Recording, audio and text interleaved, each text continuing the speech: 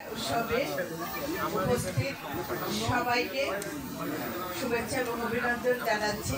আজকে এখানে আমি উপস্থিত হয়েছি আমাদের নেতা এবং বাংলাদেশ জাতীয়তাবাদী দলের ভারপ্রাপ্ত চেয়ারম্যান মহোদয় জনাব তারেক রহমানের নির্দেশে আপনাদের মাঝে এসেছি।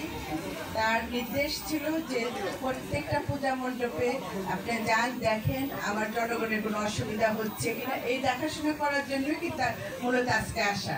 আমি মনে করি আপনারা ভালোভাবে পূজাটা করতে পারছেন, কোনো অসুবিধা হচ্ছে না।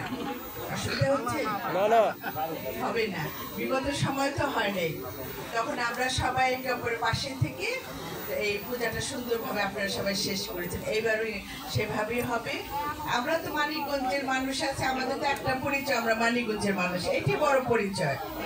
এটি আমাদের মাথায় রাখতে হবে যে আমরা সবাই মানিকগঞ্জের মানুষ এবং মানিকগঞ্জের সুখে দুঃখে আমরা একে অপরের পাশে থাকবো।